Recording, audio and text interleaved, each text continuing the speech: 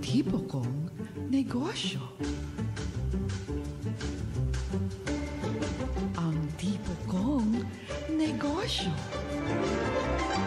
Mahahanap mo rin ang iyong perfect match, ang negosyong magsisilbing inspirasyon sa iyo at makapagpapaunlad ng iyong kabuhayan. Hindi lang door number 1, number 2 at number 3 ang magbubukas para sa iyo dahil samut-saring business ang matutuklasan sa Ang Tipo Kong Negosyo. Kung saan ka pa naghahanap ng business opportunity, sa akin lang. May opportunity ka na. Pwede ba kitang abutin? Ikaw kasi ang pangarap ko. Sa'yo na yung SSS, GSIS, pati ng PhilHealth ko. Basta, akin lang ang pag-ibig mo Ang budget ko sa'yo ay limited. Limited edition. Ang tipo kong negosyo.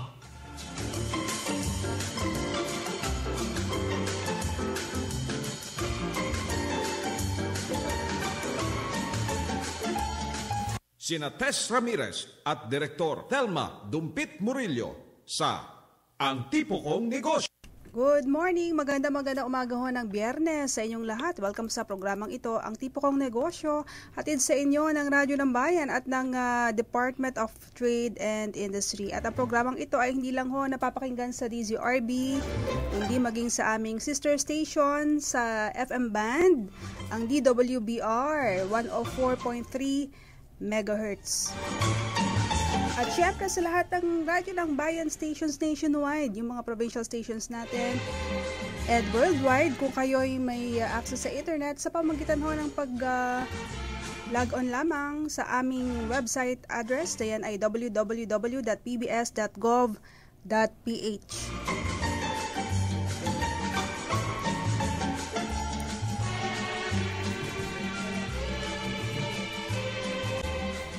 Ako po si Tess Ramirez at ang aking partner from DTI is not Director Thelma Dumpit Murillo, kundi si Marela Castro, nagbabalik. Yes, Miss Tess. Welcome back, I'm Marel. trying to see you over the monitor dahil high-tech ang booth ng Radyo ng Bayan. May monitor na kami dun sa side namin ni Marge. Oo nga lumaki yung harang natin dito, no? Halos hindi na kita makita. Umuunlad ng kabuhayan. Laki ng screen. Umuunlad ng kabuhayan dito sa Radyo ng Bayan.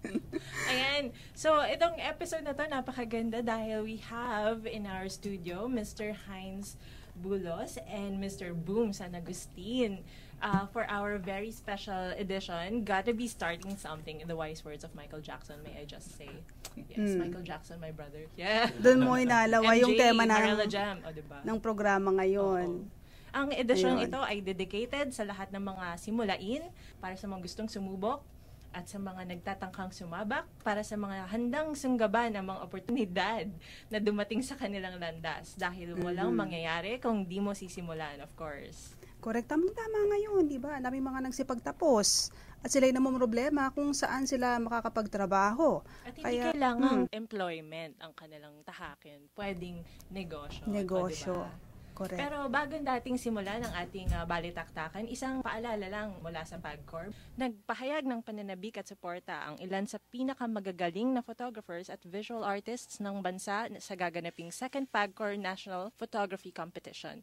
Ayon sa mga ito, napaka-espesyal ng nasabing patimpalak dahil sa tema nitong Only in the Philippines, na nagtatampok sa pinakamagagandang katangian at atraksyon sa bansa. Sinabi ni PAGCOR Assistant Vice President for Corporate Communications Maricar Bautista na patuloy na tumatanggap ng positibong reaksyon ang photography contest ng ahensya. Aniya, ang mga Pilipino ay may natural na passion sa fotografiya. Kaniyang idinagdag na inaasahan ng PAGCOR na mas maraming entries ang isusumite ng mga photography enthusiasts dahil sa pagkaroon ng mobile category sa nasabing kompetisyon. Sa ilalim ng kategoryang ito ay maaaring magsumite ang mga contest participants ng mga larawang kuha gamit ang mobile devices tulad ng smartphones at tablets. Kabilang sa mga award-winning photographers at visual artists na inimbitahan ng PAGCOR para maging kurado sa photo contest nito ay sina Wig Tismans, Master Cinematographer Romy Vitug, Brenda Fajardo, Wawi Navarrosa, Hil Nartea, Frank Calyaghan, Mandy Navasero, Sarah Gogler at Bian Bautista. Para sa kompletong detalye tungkol sa Second National Photography Competition, bisitahin ang www.pagcor.ph o tumawag sa Pagcor Corporate Communications Department sa 353-8392. Ayan. Siyempre, malaki yung cash prize dyan. Oo naman. Dahil mahirap mag-capture ng perfect moment. Good luck sa mga contestants, sa mga lalahok po. Meron na tayong 12 minutes, makalipas ang alas 8 ng umaga. Ang tipo kong negosyo. Tuloy-tuloy na tayo. Umpisahan natin ang ating focus para sa episode na ito with Mr. Heinz Bulos dahil siya ang organizer ng ating tatalakaying event. Tungkol saan po ba itong upcoming event niyo, Mr. Heinz? Good morning to everyone. Itong Business Startup Conference and Expo, 2-day event siya na merong conference para sa mga gustong matuto paano magsimula at saka paano palakihin yung kanilang negosyo.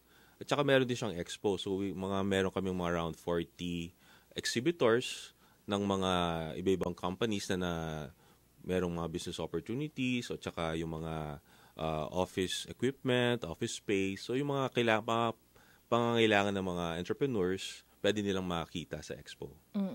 So itong event na to, as I understand it, it's part of a bigger global event. What is that? That's right. It's part of the Global Entrepreneurship Week. Ano siya? It's a global movement. It's the world's largest celebration of entrepreneurship. So ginagawa to sa around 140 countries. So nag-start ang Philippines last year lang, pero yung most of the activities are done this year. Yon. So malaki talaga siya kasi ini-endorse ng mga world leaders, ng mga kilalang mga entrepreneurs. For example?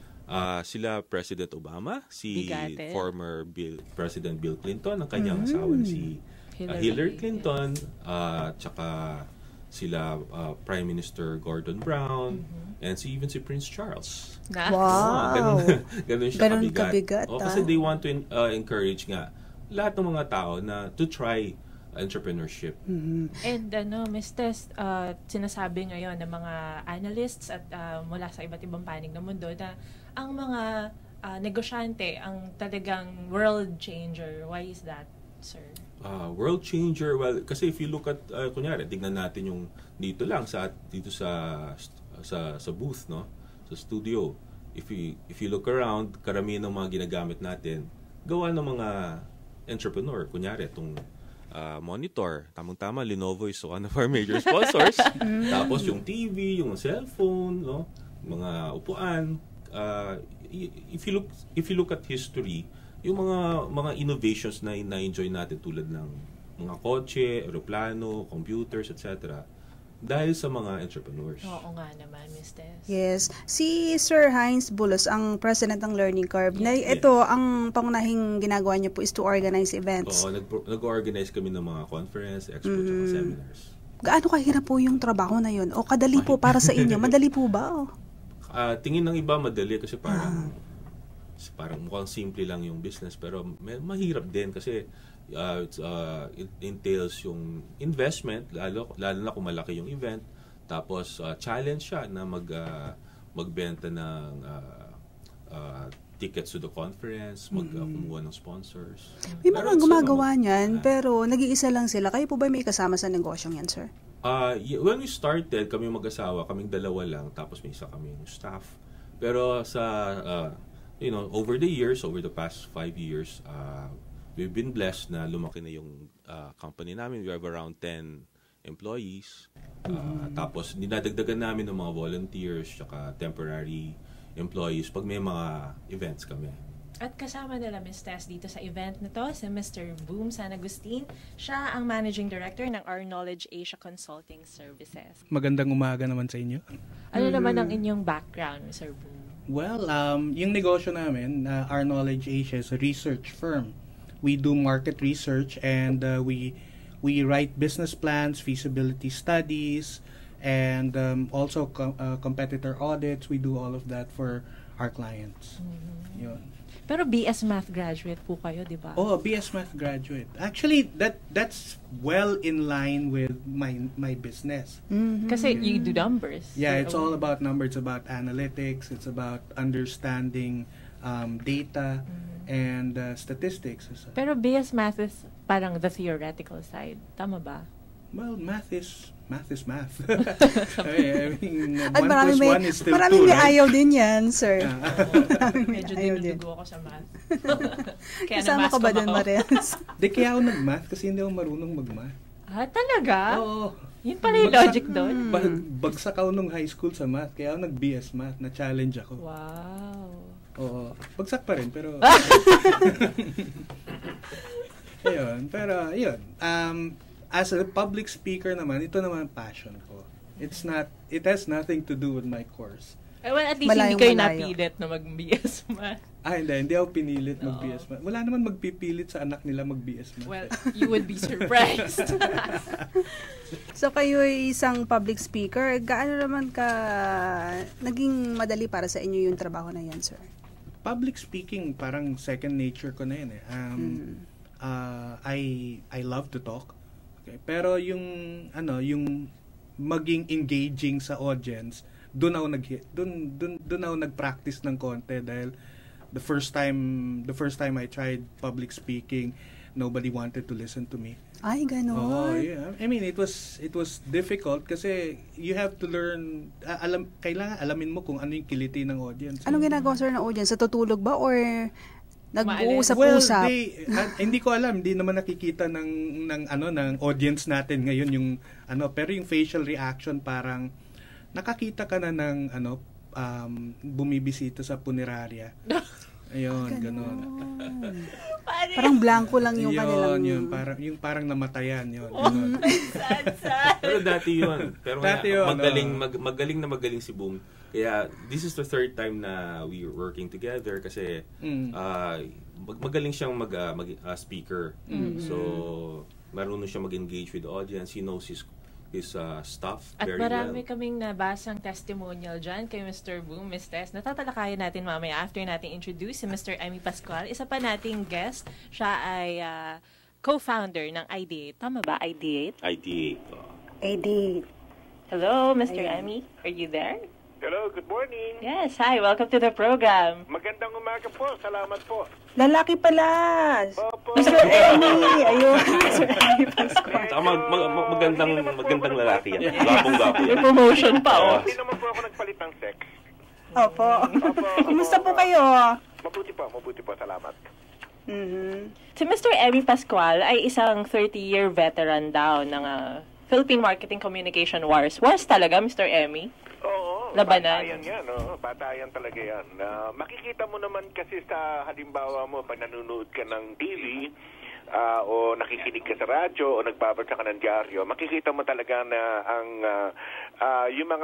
marketing ngayon, ngayong mga panahon ito, mas matindi ang bakbakan talaga sa merkado. Kasi dumadami talaga ang negosyo, dumadami ang mga produktong nakikita ng mga consumers. So, matindi yung bakbakan ngayon, talagang mas matindi. May namatay na ba dahil sa Ay, naku, totoo yan. May namatay na. Naku, madugo ba May namatay na, may nag-umpisa, hindi pa nag-uumpisa, namatay na. May napatulan na kamay? Merong mamamatay na, may naghihinalo. Totoo naman yun. Talagang, that's why they call it, marketing wars, no? Dahil patayan talaga yan. At hindi naman pababayaan ng mga ibang kumpanya na masaktan sila. Kaya all out ang kanilang, pakikipagbakbakan. Balita po namin, hindi kayo nag-start sa ganyang linya. Meron kayong ibang pinuntahan. Paano po kayo napunta dyan sa inyong kinaroroonan ngayon? Kasi, for a very long time, matagal na ako nasa advertising. I used to be, dati ako nagtatrabaho sa mga advertising agencies. And then, tapos noon, mga 2009, medyo sabi ko, teka muna, mas malaking bagay na kung matulungan ko yung mga ibang small and medium enterprises, yung mga maliliit na negosyo, hindi kalakihan, no? Para matulungan sila kung paano makipagbakbakan, kung paano lumaban sa marketing. Nakita ko na marami sa ating mga maliliit na negosyante o maliliit na negosyo. Hindi sila makalaban dahil kasi, alam mo, yung mga kalaban nila ay gumagamit ng TV, milyon-milyon ang ginagastos sa TV o milyon-milyon ang ginagastos sa radio or print ad. Hindi sila makasabay, no? Pero hindi nila nalalaman o hindi nila nakikita na meron pang ibang paraan para ka makalaban sa gera niyan. Ayun. So sabi ko, mabuti pa magamit ko kung ano man yung mga natutunan ko ito nakaraang 30 years, no? Tapos maibahagi ko man lamang kahit konti yung aking nalalaman. Maraming mga marketing strategies, di po ba? Ano po sa tingin niyo yung pinaka most effective? Alam mo, wala tayong masasabing most effective, no? Ang totoo niyan, pag gumamit ka ng television, yan pa rin ang pinaka-powerful marketing tool na pwedeng gamitin ng kahit anong negosyo. Dahil kasi because of its reach, no, maraming nanonood ng TV, maraming may TV, no. Minsan nga dumaan ako sa may Doroteo Jose. Dito sa may Maynila, no, Doroteo Jose. Tapos habang naglalakad ako, nakita ko, hindi naman siya gaanong kagandahang lugar, no. Marami ting mga tikit-tikit na bahay, no. Pero mga naka-cable TV. Kung tutusin mo, mga Pinoy, mas gusto manood yata ng TV, no? So, yung television for any fast-moving consumer goods, pinaka-powerful pa rin. Pagka doon sa mga lugar na wala namang maabot na TV, yung radyo pa rin, no? So, hindi mo naman pwedeng sabihin na yan lang ang pinaka-effective dahil kasi meron pang ibang paraan kung paano mo maipapabahagi saka nararami kung ano man yung mensahe ng iyong produkto. Okay, pero bago tayo magkainitan, Mr. Emmy, magpipicturan muna kami dito habang wala ka. Sige, padala mo na lang sa akin, MMS mo na lang sa akin. Oo, sayang. I-Facebook mo na lang. Ipapa-photoshop ko na lang kay Mr. Hines yung face niya. Hindi, pwede naman i-photoshop yun, di ba? Pwede. Pero hindi, magkamukha naman kami ni Hines. Ganun. Hindi nalalayo pa itsura. Ayaw yata, ayaw. Napakagwapo niya si Mr. Hines, Salamat. Ano ba to? Buhat-buhat din sariling bangko pag may time? Ay, hindi. Ibang bangko yun, di ba? Ayan, magbabalik po kami mga kaibigan. Sandali lamang po.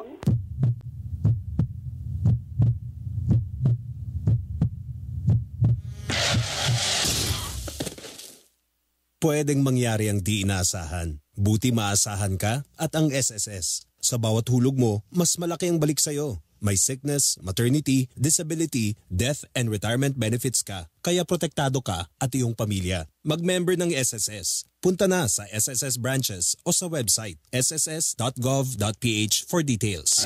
Okay, who wants to solve the problem on the board? Sige, Samora, to the board. Ay, sorry!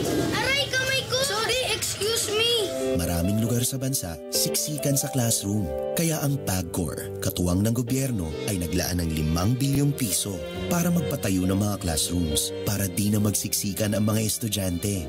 PAGCOR, building lives that build the nation. Ang bagong radyo ng bayan. Radyo ng bayan. Ngayon, mapapakinggan na ang PBS Radyo ng Bayan saan mang panig ng daigdig. Sa pamamagitan ng internet, mag-log on lamang sa www.pbs.gov.ph. I-click ang Radyo ng Bayan Live o kaya sa www.pinoywebcaster.com. I-click lamang ang Listen. Worldwide na ang PBS Radyo ng Bayan, ang Radyo ng Bayan.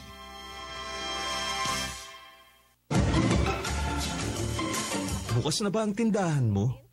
Kasi bumenta ka na sa puso ko. Kung trabaho ko ay isipin ka, malamang, yayaman ako sa kaka-overtime. Miss, saan pwede magpa-register ng business name? Pwede ba? Sa tabi mo? Dito sa negosyo ko, murang benta ko sa lahat.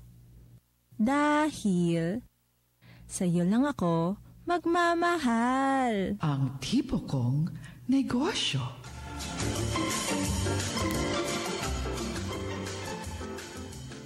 We're back sa programang Ang Tipo Kong Negosyo. Ako pa rin po si Tess Ramirez and with me si Miss Marela Jem Castro mula sa DTI. Samantala, kagapi rin natin ngayon dito sa studio si Marjorie Posas. Hi Marge. And sa technical side ay si Engineer Rene Itable and si Mr. June Paladan sa DWBR. Kasama pa rin ho namin ating mga panauhin live dito sa studio. Mga kaibigan, si Mr. Heinz Bulos, ang President ng Learning Curve at ang Managing Director ng Our Knowledge Asia Consulting Services na si Mr. Bumsan Agustin. And nasa line pa rin si Mr. Emmy Pascual naman ng Ideate. Nandiyan ka pa? Ay. Wala na. Binabas tayo, Sir Emmy. Si Sir Emmy, ayan, nagtampo yata kasi hindi siya kasama sa picture-picture, Marels. Para humabol sa Oo, kasi. Connected tayo ulit, Mr. Emmy.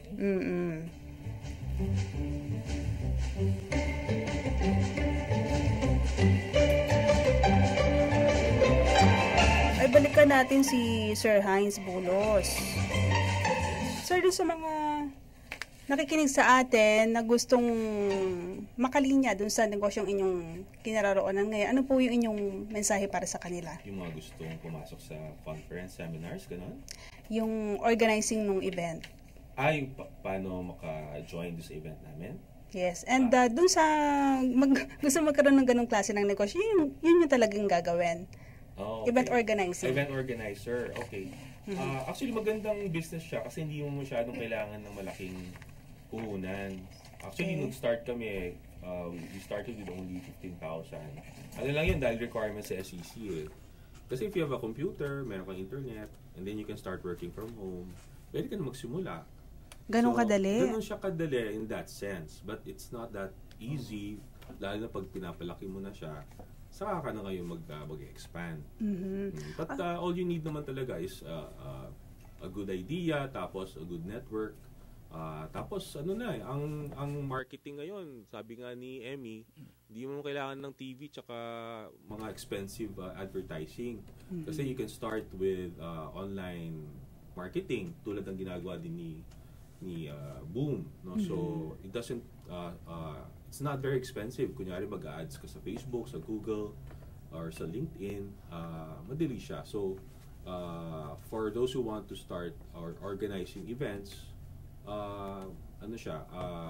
mababa yung cost of entry tsaka your marketing expense. Ayun, puro ba conference lang yung inyong ino-organize? Ito yung weddings, yung mga ganon? No, it's mostly business-related tsaka investment-related. Meron pong napabalita, di ba, wedding organizer na hinahabol ng mga clients dahil parang hindi niya na-meet yung expectation ng mga clients and yung ibinigay nilang salapi, hindi natumbasan ng binayad. Okay. Yun yung mahirap sa event organizer. Kasi meron kang mga kliyente. Kami kasi, ang difference sa amin is event producer kami. Wala kaming kliyente in the sense na we don't organize events for other companies. Kami yung gumagawa ng sarili naming events. So, walang nagagalit sa amin. Kayo lang nagagalit. Kami lang nagagalit sa sarili dahil yung gano'n. Hindi natin nag-meet yung expectation natin. Thank you, Pero ang balita Sir Heinz. Una nilang event, ng seminar na kauna-unahan ay tungkol sa self-defense for women. Bakit yun po yung napili niyong konsepto para sa una niyong seminar? And then, how did you grow to become a business-oriented? Yun ang di ko rin nga naintindihan. Ba't namin pinasukan yun? Unang-unan, hindi naman wala kaming kaalam-alam sa self-defense. Nagkataon lang na may kilala kaming magaling sa self-defense. Tapos yung original kasi na konsepto ng learning curve is mag-offer kami ng iba-ibang seminar on all kinds of topics. So sabi namin, sige, let's try yung self-defense for women. So nag-email blast kami sa mga kakilala namin. Tapos, wow, no? 3 ang nag-sign up. So siyempre ginancel na lang namin. Kagandahan, yung mga isa sa mga nakatanggap ng email, kakilala ko from a bank who happens to be looking for someone to organize yung kanilang seminar with a newspaper. So, inorganize namin 100 people. Tamang-tama, yung mga speakers doon, kasama si Francis Kong, si Chiquitan, ganyan. So, it was a successful seminar. Tapos, in-approach na kami ngayon nila Chinky and Francis to do an event for them. Saka na ngayon, naging napalaki ng palaki. Pero madugo yung ang tawag nito, yung patience sa kanyang negosyo. Oo. Yun ang kinakailangan nyo. Hindi mawawala. Ayan, yan yung mga experience ni Sir Hines. Ano? How about Sir Boom? Yes. Sa consulting services naman po na area, ano po yung inyong masishare tungkol sa nature po ng if you're business? going to get into research consulting service, yan din, tiyaga din yan. Kasi not many people know about research consulting. Not many people know about feasibility studies. Most people, lalo na Pilipino, pag nag-umpisa ng, let's say, negosyo, they don't study the competition, they don't study the lay of the land, kumbaga. Ang ginagawa lang nila, inuumpisa nila yung negosyo and hope it succeeds. Gusto nila sabak agad. Oo, ayun. Or pag nakita nila yung mga kapitbahay nila na magandang negosyo, sinasabi nila, kaya din natin yan, yung mga ganon. Pero they don't really go into research. Kaya mataas yung failure rate ng mga startups. Mataas ang failure rate. And actually, pero yung mga nagtsatsaga naman, usually the third try, nagsasucceed na yung mga startups. Pero during the third try, they do a little bit of studying na. That's why they succeed. Kasi napag-aaralan na nila yung mga pitfalls nila, yung mga ano. But if you had done it from the start, medyo ngayon yung mga clientele ko, obviously mga foreigners, and these are foreigners who want to put in businesses in the Philippines or want to invest in something in the Philippines, and they want a study. And usually ang mga kalaban ko rin foreigners. And yun ang advantage ko kasi Pilipino ako. Tama. I can go to DTI, I can go to BIR, I know where to go, and I speak the language. Saka gwapo si Boom. Makita lang yung profile nila, kukunin na siya. Ito talaga yung trend ng show na. Parang no? Kailangan taas sa sariling puhunan yun yung gandang lalaki. Dahil na-mention yan, ano pa ba ang iba yung event na ina-organize bukod pa sa business startup conference? Thank you, Mariela, for asking. Yung meron kami after, this one is May 9 and 10 kasi sa Mega Trade. Tapos after that, meron kaming May 15, National Sales Congress naman sa mga sales professionals. And then May 22, Future Tech, which is for IT professionals naman. And yung pinakamalaki namin, yung sa July 4 and 5, yung Money Summit and Wealth Expo. This is naman is for investors. Yun. So, and then, marami pa kami for the rest of the year. Pero itong Business Startup Conference, it's, di ba, in celebration of the Global Entrepreneurship Week. But it happens, the global thing, it happens on November. Yes, that's right. Bakit parang napaaga yata tayo sa sa kalendaryo? That's true. No? Yung talagang pinaka-global event na sabay-sabay lahat is during the third week of November. But we felt that we wanted to do several activities before that. So nagsimula kami dito. Pero yung culmination niya, this is third week. And we're doing another event during that week, which is the Global Entrepreneurship Week Awards. Meron pa rin. Meron pa rin. Okay. Meron pa rin. Malinaw yan. Exciting yan. Yes, abangan natin yan. Meron na tayong 35 minutes. Makalipas po ang 8 o'clock. Ang tipo kong negosyo. Nasa line na natin si Mr. Emmy Pascual, co-founder ng ID8. Isa pang magandang lalaki na ating guest ngayong umaga. Sir Emmy! Yes, ma'am. Ayan. Dun sa ating mga listeners na gustong malaman po yung tungkol sa ID8, ito yung spelling po is IDEATE. Ano po ba ito, sir? ID8 po, tinayo po namin yan ng asawa ko. It's really to provide, para magbigay ng consultancy services sa marketing, branding, guerrilla marketing, yun po. And dun sa ginagawa nyo naman po ngayon, ano yung sa tingin nyo is most challenging part? Alam niyo po yung mga ang pinaka-challenging po sa ginagawa namin ngayon.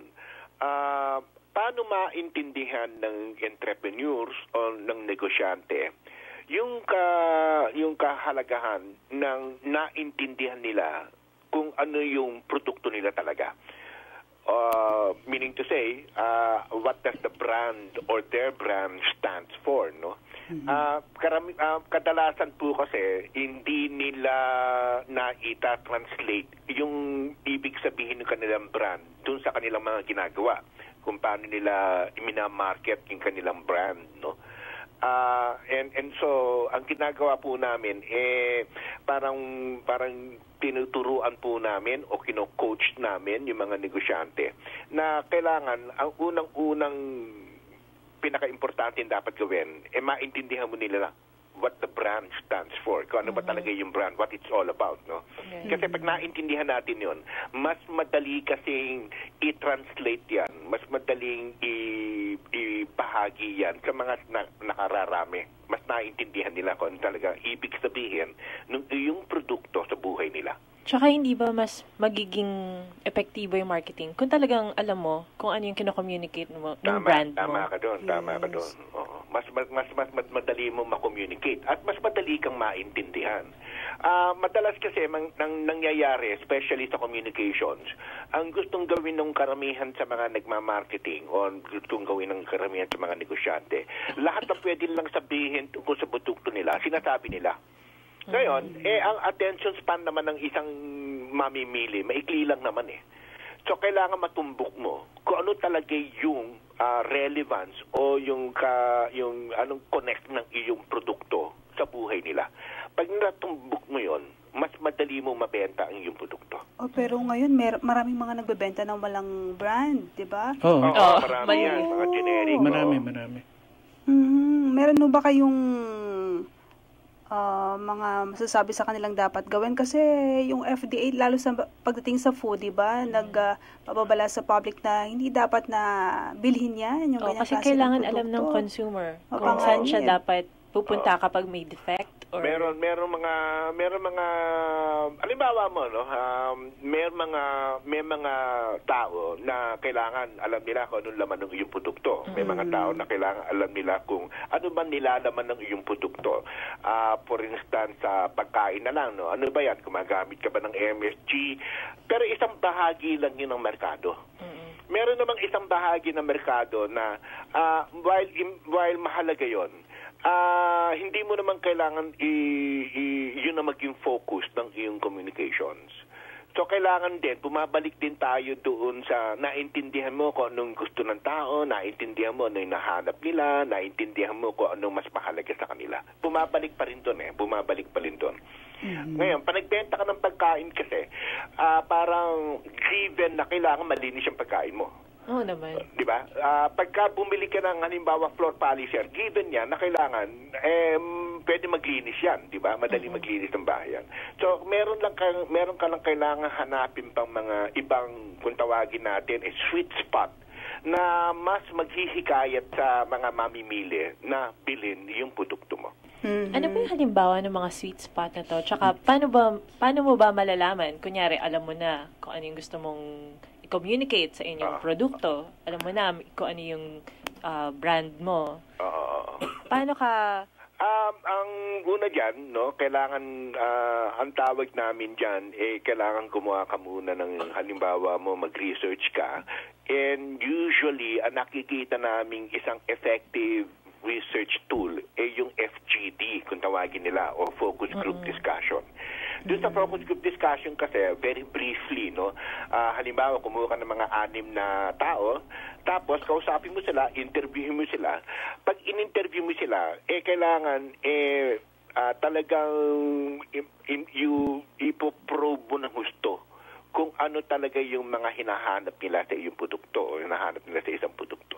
Habang pinoprobe mo yon, then lalabas yung tinatawag din nating insight tungkol sa iyong consumer. Paano na naman, sir, kung, di ba, focus group discussion, babayaran mo yung mga taong magpa-participate. Tapos, minsan hindi pa sasapat na isang beses. Kailangan sa iba-ibang groups pa ng social groups. So, paano naman yung mga SMEs Pero meron natin? namang ibang paraan ng halimbawa mo na pwede mong ma-investigate yan, no? Kumausap ka lang ng tao. Kumausap ka lang ng kahit sino dyan sa kalye, kausapin mo. O kaya, mga kaibigan mo na that belongs to the same target market, for instance, no? Pwede mo naman silang kausapin, pwede mo naman silang interviewin. Ang importante importante kasi you have to be very perceptive. Kailangan madali mo mapakiramdaman o madali mo maintindihan ano ba talaga yung hinahanap nila. Halimbawa mo ganito na lang, no? Halimbawa ang mga career women o mga mothers, no? Halimbawa mo mga career women, mothers who are working. Ang tanong dyan bakit ba sila pagdating ng weekend, pagdating ng Sabado at Linggo, nako, talagang nagluluto talaga at naghahanda talaga ng pagkain para sa kanyang pamilya. Di ba? So, yes. ang observation mo, ang nanay na nagtatrabaho, nasa opisina, Lunes hanggang Biyernes. Sabado, Linggo, nagluluto siya. Bakit ba siya nagluluto? Biglang wala pa sa atin, parang may piyesta sa bahay niyo dahil kasi nagluluto si mother, di ba? Meron, ngayon, kailangan maintindihan mo, ano ba yung nagda-drive sa kanya? Bakit siya nagluluto ng Sabado at Linggo? Ang madalas na kasagot dyan ay kasi nagigilty si mother. Kasi nung Monday to Friday, hindi niya naasikaso yung pamilya. Ganun pala. Kaya pagka Sabado at Linggo lang niya naasikaso talaga ng gusto yung kanyang pamilya, may kasamang guilt doon. So, yung maladetective ang mga... insight na tinatawag natin, na kailangan maintindihan mo what drives certain people to act in a certain way. Mahalaga malaman yon. Oo, mahalaga malaman yon, no? So, pwede mo naman, hindi mo naman kailangan mag-FGT. Magtanong-tanong ka lang, mother, bakit ba ang sipag-sipag mo pagka-Sabado-Linggo? Kausapin mo, tanungin mo, imbestigahan mo, then may matutumbok mo na yung dahilan kung bakit. So, every businessman should be a little bit like a detective. Oo, tama ka doon, no? Meron tayong, in fact, doon sa isa sa mga sinasabi namin, no? You can probably be like a detective. Talagang iniimbestigahan mo. Tanong ka ng tanong. Bakit siya ganito? So, mala James Bond approach yung gagawin, ha? O kaya mala CSI, kung nanonood ka ng CSI. And, Maras and Sir Emmy, yung ating kasama ngayon dito sa studio, si Sir Bull, meron gustong itanong sa inyo. Sige po, sir. Hindi, tatanong ko lang bakit ID8? Bakit ID8? Kasi, oo, partner. Bakit pangalan ID8? Kaya ID8 kasi is you generate ideas, no? And sinasabi namin sa aming ginagawa, we generate ideas that will help you build your business. Ayun. ID8 kasi is a real word, di ba? Parang ano siya, highfalutin word. Ganun ba yun? May tanong din ako. Ayun. Hindi, ano lang. Nabasa na pala ito ng sama ng loob. Para lang sa mga nakikinig. Kasi yung topic ni Emmy is guerrilla marketing for SMEs. Paki-explain lang, Emmy, kung ano ba ibig sabihin ng guerrilla marketing? Okay. Magandang tanong yan, no? Yung guerrilla marketing kasi, it's like para siyang maraming iba't ibang klaseng tools o marketing tools na pwede mong gamitin nang hindi ka gumagastos. Traditional marketing kasi, ang traditional marketing, madalas yan gumagamit yan ng TV, radio, print, mass media, kumbaga. Pero ang guerrilla marketing, may 200 weapons ng guerrilla marketing na pwede mong gamitin. In fact, kalahati doon libre. Hindi mo kailangan kumain. Talaga? Ano example, sir? For example, no, ang napakasimpleng guerrilla marketing tool na kailangan mong gamitin, for example, ay yung iyong telephone manners. Pagka halimbawa, isa kang negosyo, you rely on telephone calls. You rely on mga inquiries via telephone. Yung telepono, pagka sinagot mo yan, paano ba sinasagot ng sumasagot sa telepono yung mga katanungan ng mga tumatawag? At paano siya pwede magbenta over the telephone? Ikalawa, halimbawa mo the way, halimbawa yung certain tools of social media. Ang libre naman ng Facebook pwede ka magbenta through Facebook. Libre naman ang email pwede ka magbenta through email. Digital. Libre naman ang Pinterest, pwede ka magbenta through Pinterest. Maraming social media tools ang pwede mong gamitin na practically libre. In fact, pwede kang gumawa ng website ng libre. At meron tools ngayon sa internet na tutulungan ka gumawa ng sarili mong website na hindi mo kailangan magbayad ng napakalaki sa isang website designer. pwede mong gawin yan by yourself. So there are a lot of tools na pwede mong gamitin na hindi mo kailangang magbenta. Another tool of guerrilla marketing na parati nakakaligtaan ng maraming negosyante are stories, no? Or storytelling. Yung storytelling, you can sell your product via telling stories about your product, about people who use your products. Stories about your products, stories about your brands, paano ka nag-umpisa. Yun ang mga tools na pwede mong gamitin para ka magbenta. Dun sa sa mga nakalap nyong experience, this goes to all of our speakers for today. Anong nakikita nyong startup trends for 2014 that the SMEs and our businessmen in general can look forward to? Okay, madalas sasagutin nila yan sa ating pagbabalik.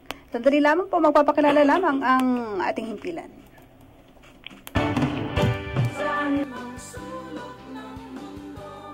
Tangkilikin natin ang radyo ng Pilipino, ang tinig ng mamamayan. Ito po ang inyong lingkod, Secretary Sunny Coloma, dito sa DZRB, Radyo ng Bayan, 738 kHz. Konektado ka. Pinoy! Konektado ka! Pinoy!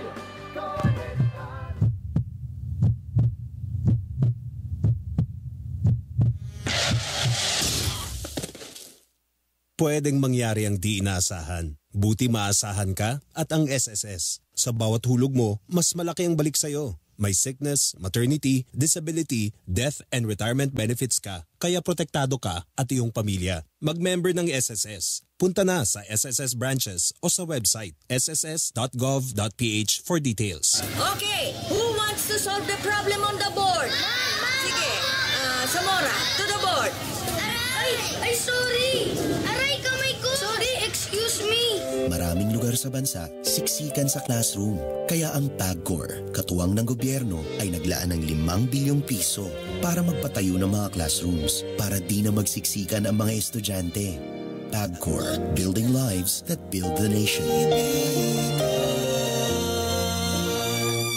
Ang bagong radyo ng bayan. Radyo ng bayan.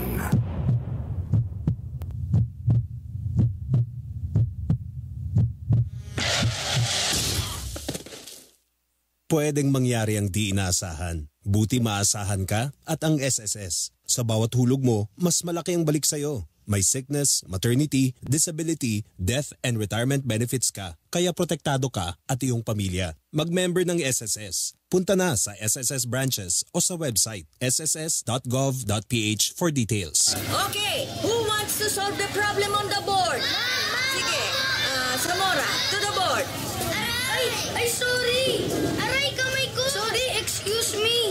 Maraming lugar sa bansa, siksikan sa classroom. Kaya ang PAGCOR, katuwang ng gobyerno, ay naglaan ng 5 bilyong piso para magpatayo ng mga classrooms para di na magsiksikan ang mga estudyante. PAGCOR, building lives that build the nation.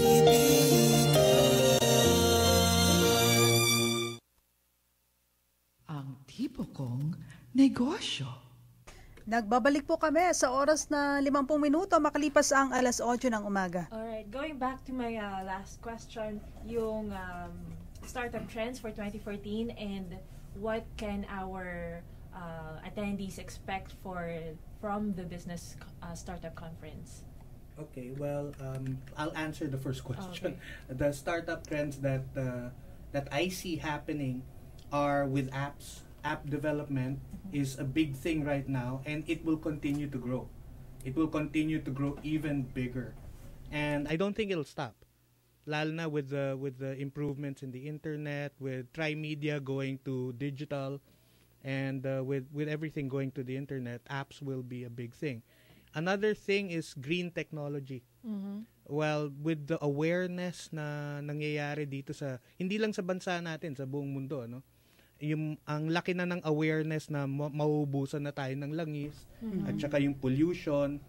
So green technology and renewable energy, even in the household, magiging trending na yan, magiging malaking bagay na yan. Kasi naman nararamdaman na natin yung effect ng climate change, di ba? Kaya nagiging aware na. Hindi lang yun, nararamdaman natin yung effect ng bill natin. Yun din yun. Correct. So for what to expect? Oh yeah, well, okay. For the trends, yung actually tamang-tama yung tanong mo kasi we have at least two trends that we're gonna talk about also. Specifically, kasi yung first topic, top 10 business startup trends. Pero we see also other trends that are going to be big this year and in the near future. One is yung topic na crowdfunding your business. Yung crowdfunding, bago yan eh. Sa States, medyo maybe 2-3 years na siya. Dito, bagong-bago pa lang. Kasi pag magsa-start ka ng business, usually, try mo umutang sa bangko, pero walang bangko magpapautang sa'yo kung wala ka pang track record. So, saan ka ngayon kukuha ng puhunan? Aside from your own savings or hiram ka sa kaibigan, magulang mo, di ba? So, yung crowdfunding, it's an online platform na i-promote mo yung product mo or your service and you would invite people, mag-raise ka ng funds from the general public. So, magbibigay sila ng pera. Kapalit ng rewards, halimbawa, yung isa, nag-develop siya ng mga line of bags. So, in exchange for giving, let's say, 5,000 pesos, ganyan, merong ibibigay sa yung reward, let's say, either a discount or meron kang wallet na kasama doon sa bag. So, parang ganon, no? It's a new trend, crowdfunding, no? Kasi funding by the crowd, which is the general public. Pero kasama niyan, dapat yung pag-iingat kasi hindi dapat na mag-trust ka agad di ba? Yes, ang maganda sa crowdfunding kasi, pinifilter yan, nasa-screen. So, hindi pwedeng kung sino-sino pwedeng mag-raise ng funds. Dapat ma-filter, ma-screen muna sila. So, sa crowdfunding, are they investors or are these donations? No, they're not, sa States kasi, pwede na siyang, pwedeng equity Sa Philippines, hindi pa pwede yon.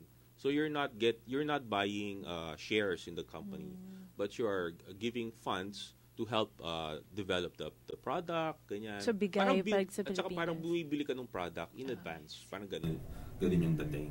And then the other trend is yung lean startup. It's a new trend sa States. Global movement siya. Kasi usually startup, may ibang nagtayo ng negosyo, pinapaganda masyado yung product, masyadong di-develop. Ang tagal-tagal, 6 months na, hindi pa nalo-launch. Pagdating ng ibang nga taon pa. Taon. Oo, tapos once na-launch, wala naman palang demand. Yun ang mahirap, kaya maraming nag-fail. So yung lean startup, ang tinuturo is dapat mabilis. So umpisa pa lang, gawa ka na ng prototype, kahit hindi pa siya perfect. Ibenta mo na para makita mo na kung ano yung pangangailangan ng market. So that's what one of the topics that we're gonna talk about also at the conference and expo. All right. So bilang consultants kayo lahat, ano ba yung mga karaniwang mga problema ng SMEs na matutugunan by just attending the expo? Like paano sila makakakuha ng practical knowledge na maia-apply nila agad sa business nila? Actually, if you look at all the topics, everything there is necessary for like lean startups and yung topic ko, I can only talk about my topic, creating a business plan.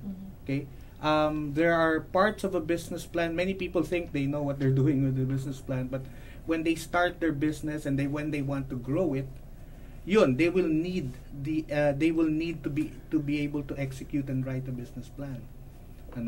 And for others, like yung trends, laking bagay yan. Anybody who's into business will tell you, malaking bagay yan. Okay. So yun yung kaibahan kasi nung event namin, yung Business Startup Conference and Expo.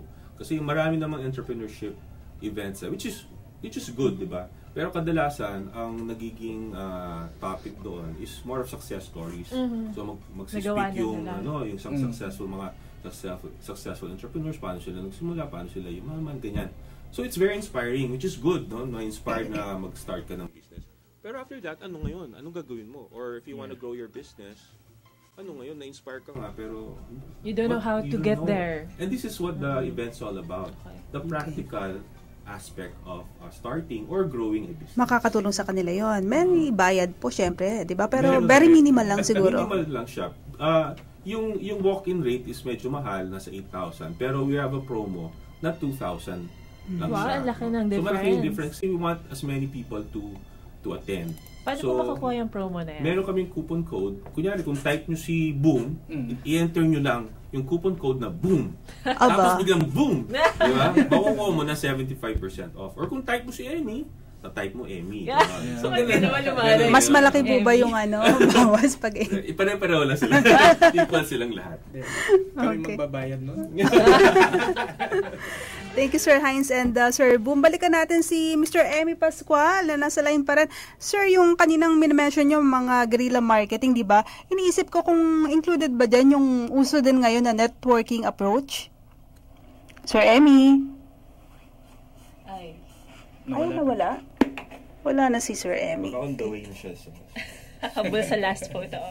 Kasi maraming gumagawa ngayon, di ba? Networking. Hindi, yung sa networking, MLM is another strategy you can use, but be very careful with it, okay? Because a lot of people also use it to perpetrate scams. Yes, but MLM is not by itself is not a bad thing. It's a way of marketing also. Yeah. Ayan na si Mr. Emmy Pascual. Kumahabol. Okay. Yes, so, explanation naman, Sir Emmy. Sir Emmy, welcome back. Ano po yung networking approach na ginagawa po ngayon ng ibang mga tao din? Yes, oo. Hindi ko nahuli yung tanong. Emmy, yung MLM as a marketing approach. Oo. What about it? Is it a good approach daw, or is it something we should avoid? What do you think? Well, alam mo, depende kasi siguro ako, I will approach it very cautiously, no? Medyo maingat ako pagdating sa ganyan eh. You can take that approach, but tread very cautiously. Ingat lang sa paggawa ng approach na yan. But also at the same time, ako naniniwala ako, depende sa produkto. Hindi lang naman, ang naniniwala ako, ang marketing, hindi lang isang approach, no? Maraming klaseng paraan para mo maibenta ang iyong produkto. Babalik lang ako talaga, medyo makulit ako pagdating dito sa aking mga kliyente. Kailangan balikan mo ang kliyente mo. Kailangan balikan mo ang target market mo. Kailangan balikan mo kung nasaan sila. Kailangan balikan mo kung anong hilig nila. Kailangan balikan mo kung paano sila magbasa ng dyaryo, paano sila mag-consume ng mass media. Ano ang kanilang mga hopes, dreams, aspirations, mga fears nila. Kailangan balikan mo yun. Pag naintindihan mo yun, then perhaps you may now be able to determine what is the right marketing approach to be able to hit your target market. Okay, that's it. Naku, very interesting itong ating discussion this morning. Maraming salamat for your time dito po sa programang Ang Tipo Kong Negosyo, Sir Emmy Pascual. Okay, salamat din po na marami sa pag-imbita sa akin. Salamat po kay Hines, no? Si Hines po talaga ang prime mover nito. At saka siya yung pinakagwapo dito, di ba? Oo, yun na mismo. Yun na nga yun. Wala konti lang. Maramihan talaga ng gwapo points eh. Thank you so much, sir, and good morning. Good morning. Salamat. Ayan, and final words from Sir Hines Bulos. Sir. Salamat, Tess and Marella. So, gusto lang po namin invite kayong lahat, yung nag-iisip na magnegosyo or meron ng negosyo pero gusto nyong palakihin, na pumunta po kayo sa Business Startup Conference and Expo. Yung conference po, mura lang po siya, 2,000. Pero if you want to visit the expo, it's free po yun. You can go there. It's open to the public. So if you want to know more details, you can call us at 570-7506-696-6981 or visit our website at www.globalentrepreneurshipreweek.ph. Okay, thank you so much, Sir Hines Bulos. And thank you rin kay Sir Boom Agustin. San Agustin, ayan.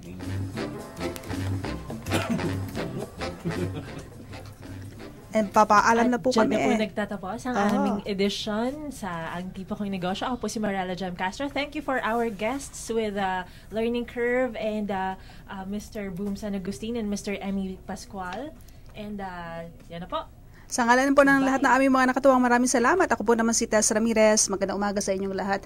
Oras sa hudyat, 1 minuto makalipas ang 9:00 ng umaga. Radyo ng Bayan Network. Balita. Kalipunan ng mga balita sa loob at labas ng bansa.